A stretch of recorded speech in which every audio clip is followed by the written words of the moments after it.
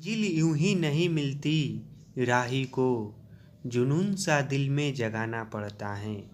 पूछा चिड़िया से कि घोंसला कैसे बनता है, वो बोली तिनका तिनका उठाना पड़ता है। तो दोस्तों, मैं हूँ राहुल कुमार और आज इस वीडियो में हम लोग मैथ के कुछ बेसिक फार्मूले को सीखेंगे। आप लोगों की इच्छा थी ना कि कठिन गुणनखंड पर वीडियो बनाया जाए और अलजेब्रा को और मजबूत किया जाए, तो यह सब सूत्र सीखना हम लोगों के लिए बहुत ही आवश्यक है। इसके बिना आप लोग अलजेब्रा को नहीं सीख सकते हैं। तो एक एक करके इन सभी सूत्र को सीखेंगे, समझेंगे। तो जो पहला सूत्र है और बहुत ही फेमस सूत्र है, और मैं यह आशा करता हूँ कि आप सभी लोगों को यह सूत्र याद होगा। तो जो पहला सूत्र है वह यह है कि ए प्लस बी का होल स्क्वायर। जानते हैं आप लोग क्या होता है ए प्लस बी का होल स्क्वायर? इसको तो बहुत लोग जानते होंगे, तो फिर भी लिख देता हूँ कि ए प्लस बी का होल स्क्वायर होता क्या है। तो इसका होता है A square plus 2ab plus B square. इसको अच्छे से याद कर लेना कि ए प्लस बी के होल स्क्वायर का मतलब क्या होता है या इसका सूत्र क्या होता है। तो A square plus 2ab plus B square. दूसरा सूत्र है कि ए माइनस बी का होल स्क्वायर। ठीक, तो इसको भी याद कर लेना। इसका फॉर्मूला होता है ए स्क्वायर, और यहाँ पर देखिए, यहाँ पर माइनस है ना, तो यहाँ पर बिल्कुल सेम रहेगा, लेकिन यहाँ पर माइनस हो जाएगा केवल। तो minus 2ab plus B square. देखिए, अधिकांश लोगों को हो सकता है यह समझ में नहीं आ रहा होगा कि इस सूत्र का उपयोग कहाँ होगा, को याद करने से हमें क्या फ़ायदा होगा, हम इस सूत्र को क्यों याद करें। तो देखिए, घर जब बनता है ना, तो उसमें हर एक चीज़ अलग अलग जगह से आता है। ईंटा लगता है, सीमेंट लगता है, बालू लगता है, गिट्टी लगता है, छड़ लगता है, मिस्त्री मजदूरा लगता है, ये सब इत्यादि कई प्रकार के मटेरियल लगता है। तो ठीक इसी तरह यह सब जानते हैं क्या है, आपकी पढ़ाई का बेस है। यह सब आपके पढ़ाई का मटेरियल है, और इसके बिना आप हाई लेवल तक पढ़ाई नहीं कर सकते हैं। इसके बिना आप अलजेब्रा का पढ़ाई नहीं कर सकते हैं। यदि आप मैथ में आगे बढ़ना चाहते हैं और एडवांस लेवल तक पढ़ना चाहते हैं, तो यह सब सूत्र हैं, इसको अभी याद कर लीजिए। याद नहीं हो रहा है, रट्टा मार लीजिए। जी हाँ, ऐसे तो मैं किसी भी चीज़ को रट्टा मारने को नहीं कहता हूँ, लेकिन सूत्र है तो करेंगे क्या, इसको तो सिंपली याद ही करना होगा। तो याद कर लीजिए।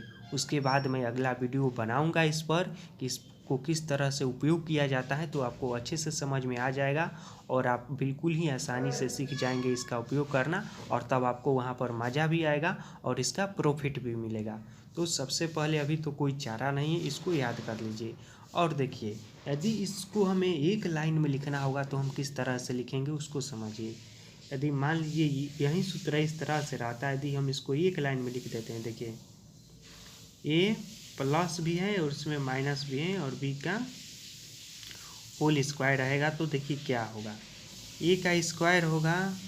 बाद यहाँ पर देखिए, यहाँ पर प्लस माइनस दोनों है ना, तो यहाँ पर भी हम प्लस और माइनस दोनों देंगे। उसके बाद 2ab, उसके बाद प्लस बी स्क्वायर। तो इस तरह से इन दोनों सूत्र को एक लाइन में भी लिख सकते हैं कि ए प्लस माइनस बी का होल स्क्वायर बराबर A square plus minus 2ab और प्लस बी का होल स्क्वायर। तो इसको एक बार और देख लीजिए, ए प्लस बी का होल स्क्वायर बराबर होता है A square plus 2ab plus B square. A minus B का होल स्क्वायर होता है A square minus 2ab plus B square. तीसरा सूत्र है कि A square minus B square बराबर क्या होता है। तो देखिए, ए स्क्वायर माइनस बी स्क्वायर बराबर होता है ए माइनस बी। ये खाली ए माइनस बी लिखा जाता है और उसके बाद एक बार लिखा जाता है ए प्लस बी। तो इसको भी आप अच्छे से याद कर लेना, और यह बहुत उपयोग लायक सूत्र है। A square minus B square बराबर होता है ए माइनस बी इंटू ए प्लस बी। उसके बाद अगला सूत्र है 4 नंबर में ए प्लस बी का देखिए होल स्क्वायर वाला सूत्र पढ़े थे, यानी कि पावर 2 वाला सूत्र हमने अभी पढ़ा। उसके बाद पावर 3 वाला भी सूत्र होता है और उसको भी याद कर लेना। इसका होता है ए के पावर 3 प्लस, देखिए इसमें 3 है ना, तो यहाँ पर 3 लगेगा, उसमें 2 था तो 2 लग रहा था, तो 3ab² plus 3a² plus bq। अच्छे से समझ में आ रहा है किस तरह हो रहा है? तो देखिए याद करना भी बहुत ही आसान है। देखिए ए प्लस बी का पावर 3 है नो, तो देखिए दोनों का एक एक बार पावर 3 कर दीजिए सूत्र में। इस तरह से है, देखिए सूत्र, इसको हम इस रूप में भी लिख सकते हैं ना, ए के पावर 3 एक बार कर दीजिए और एक बार कर दीजिए बी के पावर 3। ठीक, इतना हो गया। उसके बाद लिख दीजिए प्लस, देखिए यहाँ पर 3 है ना, तो इसके साथ 3 लगाइए और इन दोनों को एक साथ लिखिए ए बी और किसी एक के पावर 2 कीजिए। तो हम इसमें बी के पावर 2 कर देते हैं, उसके बाद फिर प्लस लिखिए और फिर यही बात लिखिए 3ab।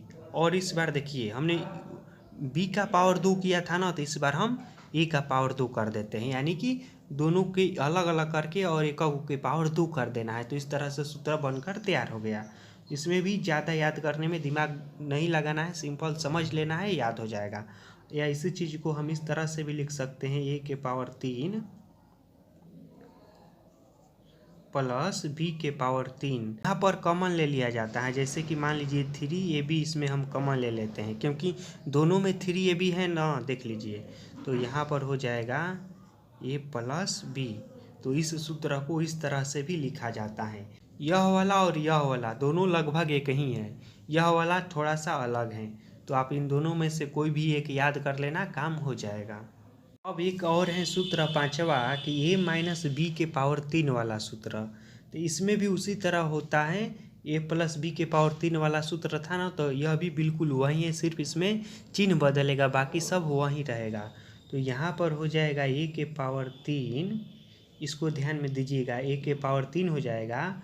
उसके बाद हो जाएगा माइनस, उसके बाद देखिए क्या हमने किया था 3, उसके बाद ab, तो यहाँ पर हो जाएगा 3a² b हो जाएगा। क्लियर होते जा रहा है, 3a² b हो जाएगा। उसके बाद प्लस हो जाएगा और उसके बाद हो जाएगा 3ab², ठीक। उसके बाद हो जाएगा माइनस b के पावर 3। देखिए यह भी सूत्र उसी तरह से है, इसमें लेकिन 2 बार माइनस लगा है, एक लगा है a² वाला में और एक लगा है bq में। तो इस सूत्र को हम इस तरह से भी लिख सकते हैं, a के पावर 3 माइनस b के power 3 minus 3ab and 2a minus b। तो इस तरह से भी आप इस सूत्र को याद कर सकते हैं। तो यह वाला ज़्यादा आसान लग रहा है, तो इस तरह से भी आप याद कर सकते हैं। और देखिए इस तरह से तो बहुत सारा सूत्र हैं, लेकिन जो बार बार उपयोग होने वाला और प्रमुख जो सूत्र हैं, यही 5 सूत्र हैं और इसी को आप याद कर लीजिए। इसी पर मैं आपको लगभग सारा बीजगणित का जो भी प्रश्न है वो समझा दूंगा।